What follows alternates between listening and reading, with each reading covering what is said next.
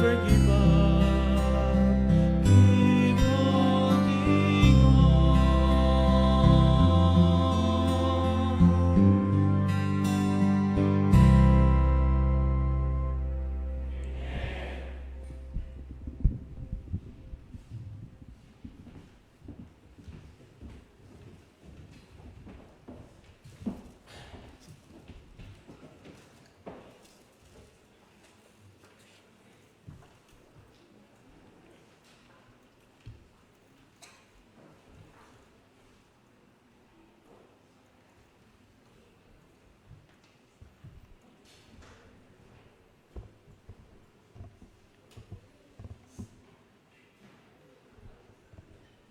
Never give up. Amen? Jesus is coming someday and that is very soon. Amen po ba? Napaganda po ng diwa ng awitin. Dahil naniniwala po ako na bilang tayong mga Kristiyano, talagang mahirap ang buhay natin. No? Marami tayong mga bagay na, sabi nga nila, lahat ng, lalo sa mga Adventist, no? Lahat ng masarap, bawal. Di ba? So never give up. Kasi madalas kapag nahihirapan na tayo sa buhay, we tend to take the easy path sa buhay natin, no? So, napagandang reminder po at napagandang diwan ng awiti, napaganda rin po ng pagkaka-deliver ng song na yun, and we praise the Lord for that wonderful song. So, ngayon po ay it's nice to see familiar faces, lalo na po yung aking mga batchmates. Andito po sila, and kayo po na hindi naman na po bago na napupunta po dito. Ilang beses na rin po kaming na-invite dito ng aking mga ka-group na The Bereans, and gayon din po ang pag-speak po namin dito ay hindi na rin po bago sa atin, no? So, happy Sabbath po muli sa inyong lahat. Thank you Kuya Clyde sa clicker. Testingin ko muna. Saan po ba siya tinatapat? Ayan. Pero yan, papa-next ko na lang po muna. So, bibigyan ko po muna kayo ng isang kwento kasi last 2 weeks ago po ay nasa Davao po ako para po sa isang espesyal na araw ng aming kaibigan. So, ikakasal po kasi siya nung weekend na yon, nung Sunday na yon, last 2 weeks ago. So, dun po kami nag-weekend ng mga kaibigan ko. So, ayan po, nagsimba po ako. Usual ko po siyang ginagawa kahit po napapadpad sa ibang lugar. And next slide po. Nung habang pauwi po ako, sa next slide po, may kita po natin dyan na wala masyadong tao. Wala nga talaga.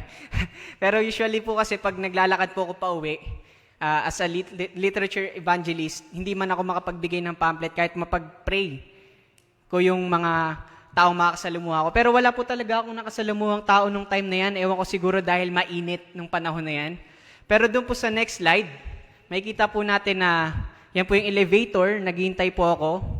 At dyan po sa daanan na yan, meron po diyang isang old American man. Saan siya lang po yung nakita ko talaga, nakasalamuha kong tao. And mukha po siyang in pain and may sakit, maputla, at nakayuko lang po siyang ganyan. So kinamusta ko po siya. Sabi ko, "My friend, how are you?" Ang sabi niya, "Life is hard. I wake up in pain and alone." Sabi niya ganon. So kinamusta ko po siya, nag-usap kami habang naghihintay po sa elevator, and kahit na may mga sumasakay na ng elevator, nag-uusap pa rin kami kasi nagkakamustahan kami, ganyan, kinikilala ko siya. And nung nag-decide na siya na aakyat na kami, papasok na kami ng elevator, bago kami maghiwalay, tinanong ko siya, "My friend, can I pray for you?" Sabi niya, "Yeah, sure." Masaya yung pagkabanggit niya. So, sa 3rd floor siya, ako sa 4th floor. So, nung maghiwalay na kami, sinamahan ko siya palabas, inalalayan ko pa. Tapos, nung magpe-pray na ako, payuko na ako, papikit na ako, bigla niya akong tinulak. First time ko po yan maranasan. Tinulak niya po ako, aambang susuntukin ako, at pinagmumura niya ako in American language. So, first time ko pong maranasan yun, and sobrang shock po ako. And ako po, kilala ko po yung sarili ko, mahina po yung temper ko. Pero nagulat ako ng time na yun kasi nag-pray ako na, "Lord, paano ko po i-handle to first time kung maka-encounter ng ganito? Isa daan nga lang, pag nagmamaneho, mainitin ang ulo ko." Pero nung time na yun, praise the Lord kasi sobrang kalmado lang po ako.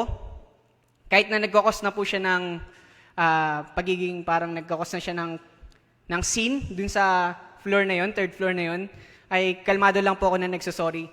Sorry sir if I said something na hindi okay, ganyan-ganyan. Tapos tuloy-tuloy pa rin siya hanggang sa sinabi niya lang na, stay right there and don't follow me anymore. So inaya ko na lang po siya at umakyat po ako ng condo na medyo may trauma at nagpe-pray. Tinawagan ko yung mga kaibigan ko noon kasi ako lang mag-isa nun sa condo na umuwi para magpahinga. So, nilak ko yung pinto kasi baka mamaya may baril pala, no? Kahit mahina siya, kahit in pain na siya, mamaya may baril pala. So, sinicure ko rin yung sarili ko and nag-pray ako. So, anong point, bakit ko po shinare tong story na to? Kasi, na-realize ko na yung American man na yon, alam niya kung saan siya nag-stand. Alam niya na hindi siya naniniwala sa Panginoon. Pero ang nakakalungkot doon na realization ko, ako ba sa sarili ko, talaga bang nag-stand ako sa Panginoon? O baka sinasabi ko lang, pinoprofess ko lang na I stand for the Lord. Pero yung inclinations ko, yung buhay ko, hindi ayon sa will ng Panginoon. And that is the question for all of us today. And nabigyan tayo ng idea, no, sa ating key text. So, detesting ko po ulit ito.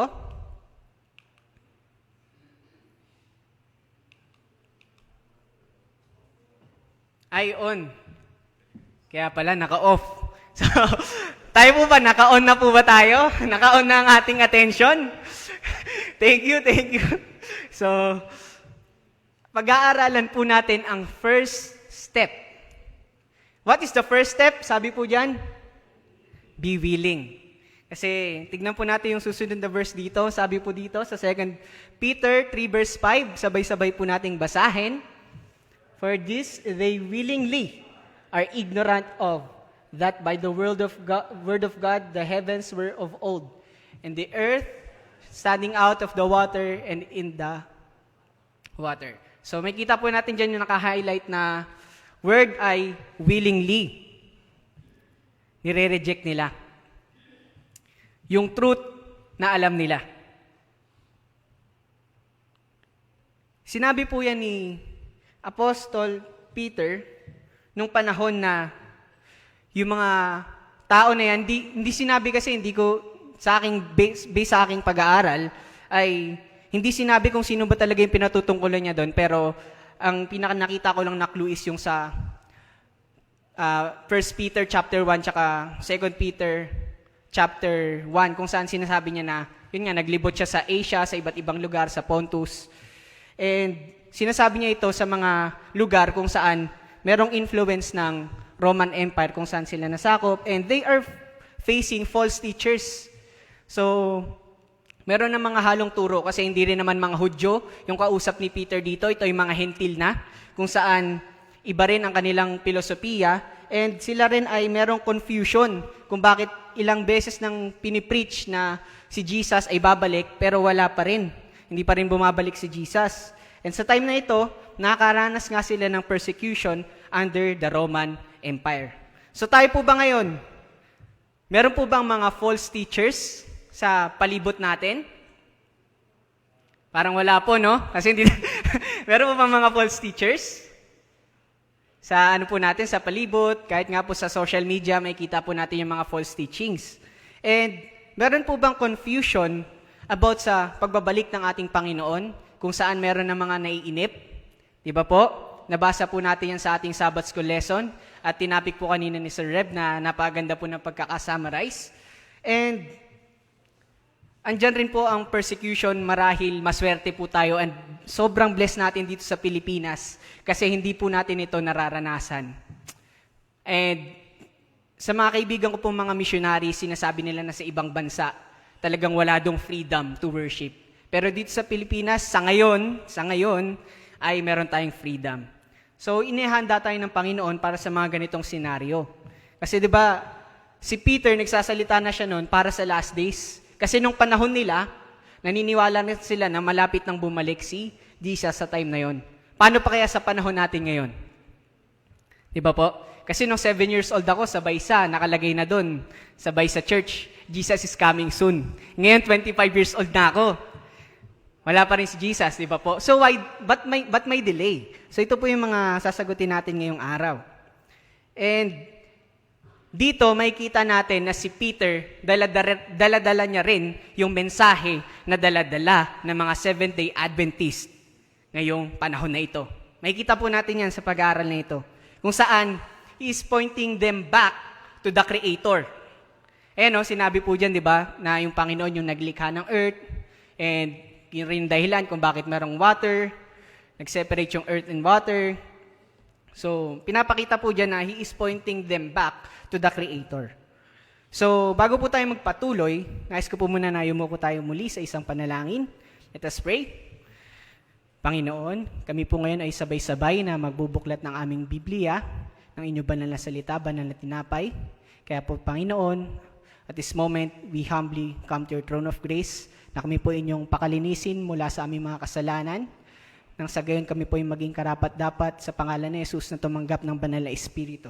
Nang sa gayon, ay ma-reveal po sa amin ang truth about your word today. This we pray in Jesus' name, Amen.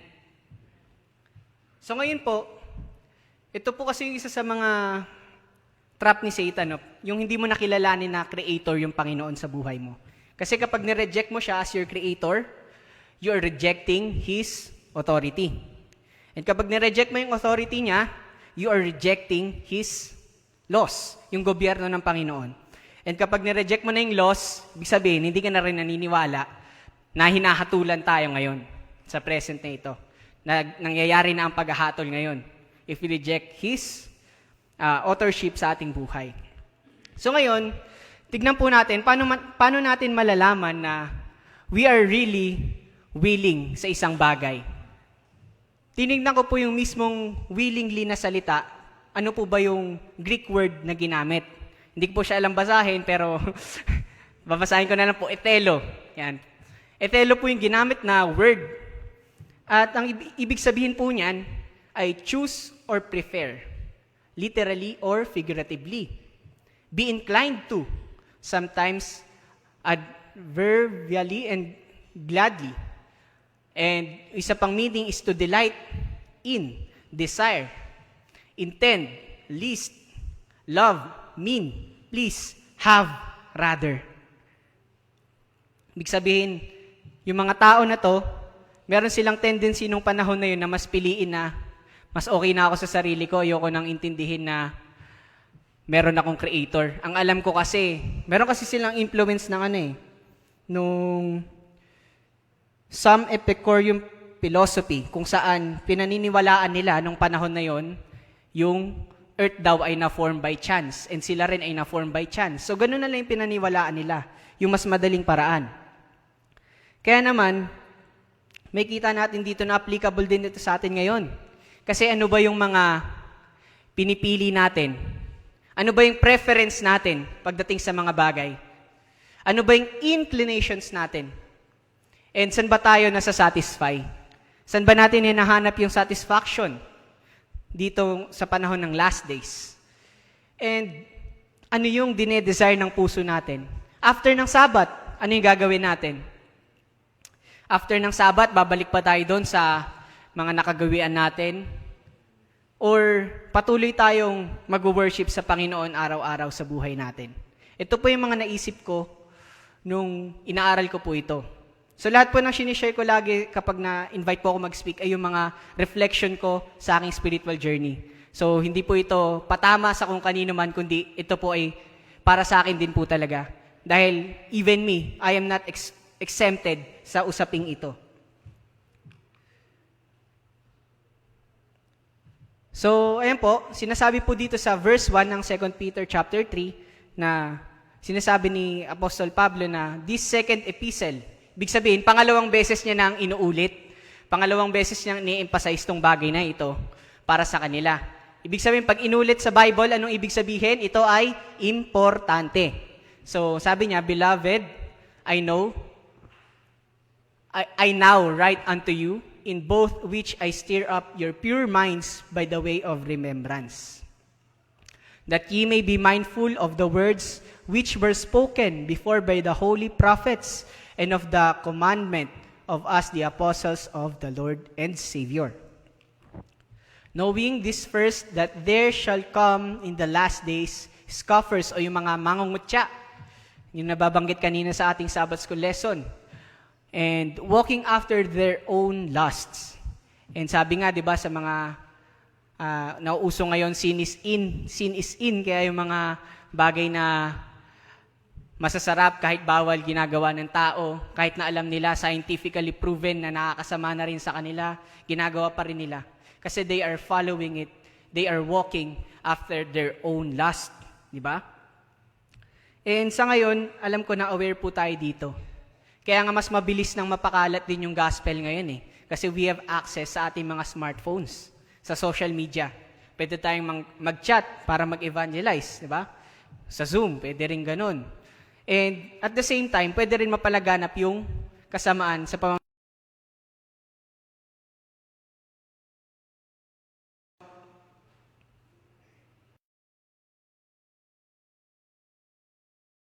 dito sa verse 4, and saying, where is the promise of His coming? For since the fathers fell asleep, all things continue as they were from the beginning of the creation. So parang napakatagal na nilang naghihintay. Paano pa kaya sa panahon natin ngayon? Kung noon malapit na, ano pa sa panahon natin ngayon? Kaya ang sabi niya dito, for this they willingly are ignorant of, that by the word of God the heavens were of old, and the earth standing out of the water and in the water. So naintindihan natin ngayon na yung mga tao sa panahon na ito ay napapalibutan ng mga maling turo, napapalibutan din po sila ng mga maling prinsipyo na na-adapt na nila to the point na alam nila yung katotohanan about the creation, about the Bible, pero they rejected it willfully sa buhay nila. Hindi na nila kinikilala na ang Diyos ang creator ng lahat, ang Diyos ang merong ownership sa lahat ng bagay sa mundong ito. Ang alam nila, gagawin ko kung ano ang gusto ko sa sarili ko. Puro ako. And alam naman natin na sa ngayon, usong-uso rin talaga ngayon yung self-love. And I believe yan din yung lumalaganap dito sa panahon na ito, na sumusobra naman ang self-love, na out of context na sa Biblia ang self-love. And ganito rin ang nangyayari sa panahon na ito. So may kita natin na Peter is pointing them back to the Creator. Ano po kaya yung pinapatungkulan niyang mensahe na kapareha sa mga Seventh-day Adventist? Sino pong nakakaalam? Na pinupunto ni Peter yung Creator. Anong message po ba yun? Anong message po yung sa Revelation na nagsasabi na i-worship natin yung Creator? Diba po yung first angel's message? Kaya po yan, tignan po natin dito. Ano po ba yung first angel's message? Revelation 14 verse 7. Sabay-sabay po natin. Is revealed from heaven against all ungodliness and unrighteousness of men, and who hold the truth in unrighteousness. Tama po ba? Beware of false teachers. Yan po ay typographical error. So, ano po ba ang first angel's message talaga? Yan po ba ang nilalaman? Hindi po. Sa next slide po natin, yan. Saying with a loud voice, fear God and give glory to Him, for the hour of His judgment is come, and worship Him that made heaven and earth, and the sea, and the fountains of waters. So, ibig sabihin po, sa panahon pa lang ni Peter, pinipreach na itong logo natin. Ano po ba ibig sabihin ng logo natin, no? Yung apoy na nakaganyan. Di ba po yan yung three angels message? Kaya po siya tatlong ganyan. So, ayan po ang pinipreach ni Peter nung time na yan. Doon pa lang binabanggit na pala yung Revelation 14 verse 7. And I feel blessed na makita na si Peter ay Adventist din pala. Di ba po? So, kasi pinipreach yung message natin na dala-dala na binigay ng Panginoon sa atin na pinagkatiwala. Ang nakakalungkot lang, bakit niya sinasabi ito? Doon sa mga taong pinagsilbihan niya na, nag-minister na siya, pangalawang beses niya nang bumalik sa lugar na yon para sabihin ulit tong bagay na to. Bakit niya inuulit-ulit? So yun po ang tutunghayan natin ngayong araw.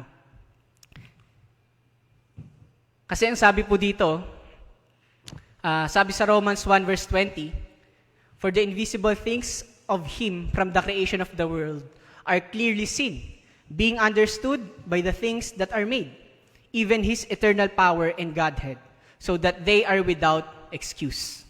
Wala na tayong excuse para sabihin na hindi tayo naparatingan ng mensahe ng Panginoon. Kahit nga po yung Noah's Ark kanina bakit daw tinatago? Kasi magpapatunay na totoo ang Biblia. So marami ang nagtatago nito. So, sa atin ngayon, walang excuse kahit nga yung paghinga natin Sabi nga nakaraan sa ating fellowship, bakit yung paghinga natin hindi natin tinatrato na expensive? Di ba? Milyon-milyon pala ang halaga na yan ng paghinga na yan. Ibig sabihin, merong pinanggagalingan yung hininga ng buhay. At yun ay yung Creator. And tignan nyo po yung mga katabi nyo. Yan ang proof na merong Creator. Hindi tayo galing sa kung saan mang species. Kumbaga, yan ang image ng Panginoon. Tignan niyo po ang image ng Panginoon sa inyong mga katabi. So, ayan po. Sundan pa po natin ang verse 21 ng Romans chapter 1. Sabi po dito, "Because that, when they knew God, they glorified Him not." Kahit kilala na nila yung Panginoon, hindi nila glorify. "Neither were thankful." Hindi pa sila nagpasalamat sa Creator. "But became vain in their imaginations." Sinundan nila yung imahinasyon nila. Kaya pala yung imagination na yan, minsan talaga, it will lead you to destruction. Sabi pa, "And their foolish heart was darkened." At ito po yung punto. Ano po bang pinupunto talaga nito? Romans chapter 1 verse 18, "For the wrath of God is revealed from heaven against all ungodliness and unrighteousness of men, who hold the truth in unrighteousness." Sa katulad nito, nasabi na ni Pedro doon sa mga tao yung first angel's message, pero hindi nila ipinamumuhay araw-araw yung pag-worship sa Creator. Yung inclinations nila, yung dinedesire ng puso nila, hindi para sa Panginoon. Maybe they are living for their own selves. Yung nagiging Diyos nila, yung sarili nila. Siguro uso rin sa kanila yung mga katagang, "Deserve ko to Pinaghirapan ko to Without acknowledging na yung lakas naman na meron siya ay nanggaling sa Creator, sa Panginoon. And dyan, ang mga bagay na pinupunto ngayon ng Panginoon sa ating mga buhay. Na meron tayong mga ganito, totoo to, na nangyayari sa atin araw-araw. So, are we carrying the three angels' message sa ating buhay with righteousness? Or are we creating an image na tayo ay mga sabadista lang, na walang pinagkaiba sa ibang relihiyon, kundi ang araw lang ng pagsamba? Ito po ang mga naiisip ko nung inaaral ko ito. Kasi marahil tayo ay Seventh-day Adventist tuwing Sabat, pero what do we do in our 6 days? Do we work? Work for whom? For our family? Pero dapat ultimately, for our Lord. So, next slide po. Kaya po pinupunta tayo dun papunta sa sa panahon ni Noah. Sabi po ni Jesus dito. Kasi kung titignan po natin yung whole context ng 2 Peter chapter 3, sa bandang gitna, binabanggit niya rin na katulad nung sa panahon ni Noah na nilinis ng flood, then meron pa ring same God na magbibigay ng ng hatol, hindi na sa pamamagitan ng flood, pero sa pamamagitan na ng apoy. So inulit niya yun. Ibig sabihin, pinupunto niya rin tayo dito sa sinasabi ni Jesus sa Matthew 24 verse 37. Kung saan sinabi ni Jesus, "But as the days of Noah were, so shall all the coming of the Son of Man be. For as in the days that were before the flood, they were eating and drinking." Ano raw po yung ginagawa nila? They were eating and drinking, marrying and giving in marriage, until the day that Noah entered into the ark. Kaya pala sinasabi sa Colossians 3:15 na whether ye eat or drink, do it all for the glory of God.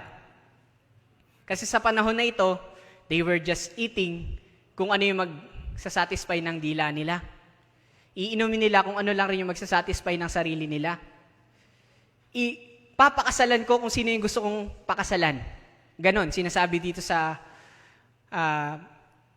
context na ito sa Matthew 24 verse 38. And sabi pa dito, and knew not until the flood came, and took them all away, so shall also the coming of the Son of Man be.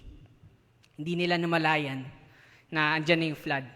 And sa ating Sabbath School lesson kanina na ini-emphasize, dun lang sila nagkukumahog na pumasok sa ark para tanggapin yung salvation sa buhay nila. And ito ay isang familiar sin daw sa last days. Nasaan na po ba tayo ngayon? Nasa last days. Ibig sabihin, familiar sin sa panahon po natin ngayon. At si Jesus po mismo ang nagsabi nito. So sa ngayon, nakita natin ang ibig sabihin pala ng willingly ay yung talagang kung ano yung pinipili mo. Hindi lang sa pagpili mo, kundi kung saan ba yung inclination mo, ano yung dinedesire ng puso mo. Diyan marireveal kung talaga bang you are living the first angel's message. Kasi ang mahirap po sa ating mga Adventist, sa totoo lang po talaga, tumatalon tayo agad dun sa third angel's message, kung saan sinasabi natin na, come out of her, hindi yan yung totoong hindi yan yung totoong simbahan, dapat ganito, dapat ganyan, dapat ganon. Pero we are not living the first angel's message sa buhay natin. And Ellen G. White says, Prophet Ellen G. White says na, itong 3 angels message ay 3 steps. Pag sinabing 3 steps, pwede ba mag-start ka agad sa 3rd step? Kung nagluluto ka, papangit lasa ng luto mo. Kung nag-experiment ka, merong inaccuracies sa tool na ginamit mo sa research. Di ba po? So, hindi magiging tama. Kaya unahin natin itong first angel's message na pinupunto po dito. Kasi madalas, we willingly reject the Creator sa buhay natin, unconsciously. Kaya po yung prayer ko kanina yan talaga. Kasi ako po, aminado po ako sa sarili ko. Madalas nare-reject ko yung authorship, yung ownership ng Panginoon sa buhay ko unconsciously.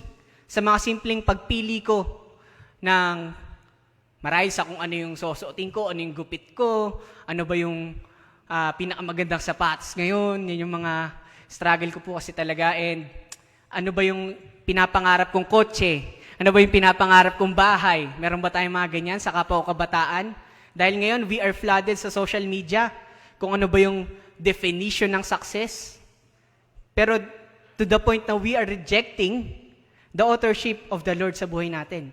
Yes, we give our tithes. Siguro we give our tithes diligently. But paano natin ginagastos yung 90%? Do we acknowledge His authorship, His ownership, the Creator, do sa 90% ng pera na meron tayo? Or pinambibili natin siya ng mga food or drinks na hindi naman nakaka-glorify sa ating Panginoon? Ito po ay usong-uso, mga mukbang. Di ba po? At sa bahay po namin, yung lagi naka-play sa TV, kaya tignan niyo po ako, medyo chubby-chubby, no? So, ano po talaga? Talagang relevant itong truth na ito. And titignan rin natin, ano ba yung mga worldly plans natin? Do we travel for leisure or do we travel para mag-minister, para ipalaganap yung salita ng Panginoon? Ano ba yung worldly wealth sa paningin natin? At ito po, sa totoo lang rin po, nung bago pa lang po ako sa faith, akala ko po talaga okay lang na manligaw ng hindi natin kapanalig o kapananampalataya. Pero dito nakita natin sa last days na yun yung isa sa nag-distract sa mga tao nung panahon na yun. Dahil sila, pinakasalan nila kung ano yung gusto lang nilang pakasalan. Pero hindi pala kaloob ng Panginoon. So ito ay reminder din sa ating mga kabataan at sa ating mga magulang na patuloy natin silang ilapit kay Kristo, na suotin nila yung yoke ni Jesus Christ. Kasi anong sabi ni Jesus Christ? For my yoke is easy and my burden is light. So paano kung yung yoke nung nanay-tatay mo, yung sinusunod mo? Pero yung wife or husband mo, pag ganon, aandar ba kayo? Meron ba kayong progress sa life nyo bilang mga Seventh-day Adventist Christians? And ito rin po, akala ko rin po talaga yung principle natin nung una, nung bago pa lang po akong Adventist, ay drink responsibly. Akala ko po talaga ganun. Kasi hindi lang po ako malasing. Pero even a tinge of ethanol, methanol, o kahit anong klase ng alcohol, ay hindi pala talaga ini-encourage ng Biblia. So ito po yung mga bagay na nangyayari raw sa panahon ni Noe na nagdi-distract sa kanila. And ngayon, marami na mga bagay pa na ginagawa ng mga tao na kahit hindi naman nakasulat sa Bible, alam natin na hindi align sa health message na pinipreach natin. And ayun lang po yung masasabi ko dyan. And dito po sa Patriarchs and Prophets, page 91, sinasabi po dito yung antediluvian sa panahon ni Noe ay turned from Jehovah, refusing to do His holy will. They followed their own unholy imagination and perverted ideas. They did not desire to retain God in their own knowledge. Kumbaga po, pinili na talaga nila kung ano lang yung gusto nila sa buhay nila. And ang nakakatakot po dito, if we are lukewarm Christians, na hindi alam kung saan yung isa-serve na master. Kaya sinasabi ko kanina na mabuti pa yung Amerikano na yon, alam niya kung saan siya nag-stand. Paano tayong mga lukewarm Christians, na mga professed Christians, na nagsasabi na dito ako nag-stand, pero sa totoo, wala yung puso nila kay Kristo. Kasi kahit anong sunod natin sa araw ng Sabat, if we miss Jesus Christ, our only source of salvation and life, hindi tayo maliligtas. And nakalimutan ko kung sinong pastor po ba nagsabi noon o speaker sa amin na ang the most miserable sinner ay isang Seventh-day Adventist. Bakit?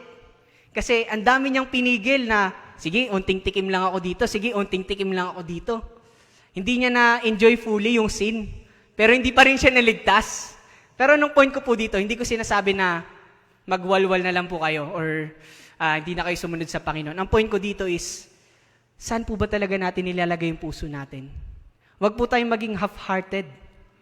Kumbaga, tignan po natin kung saan po ba talaga yung inclinations natin. And ito po yung mga nare-realize ko, no? Even po sa mga ginagawa natin sa mga free time natin, diyan po kasi nare-reveal talaga yung inclinations natin. And this is not to be harsh, but ito po talaga yung truth na sinasabi ng Panginoon sa atin. And kaya ito rin po yung napili kong i-share kasi it really speaks to me each time sa buhay ko. Pamula po nung naaral ko po siya. So, I hope na ito rin po ay mag-speak sa atin and may this message sweetly rebuke us, no?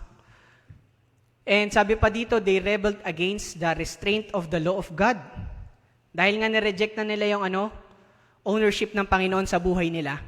Ang ginawa na nila, nireject nila yung law of God. And alam naman natin na ang issue sa last days ay worship. And syempre, yung law of God, kung saan nakikita natin na ngayon lang nag-align yung Pope, yung President, ano yung inclination nila, ano yung sinasandalan ng dalawang leaders na yon, di ba? And alam natin yung mga malapit na mga susunod na pangyayari. Anong nangyari? They break the law of God kasi hindi nila kinalala yung Panginoon as their creator. And the result, they became corrupt and filled with every kind of violence.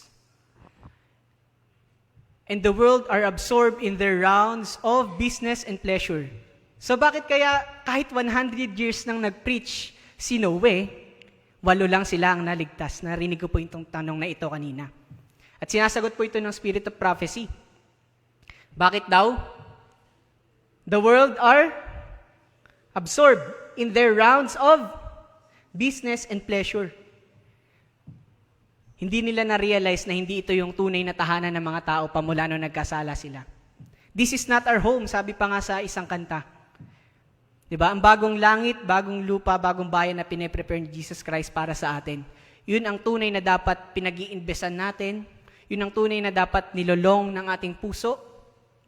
Kaya sa mga kapwa kabataan na nag-start ng career, where do we invest our time, our money? our effort. Di ba po? So, then, as in the days of Noah, sudden destruction will come upon the careless and ungodly.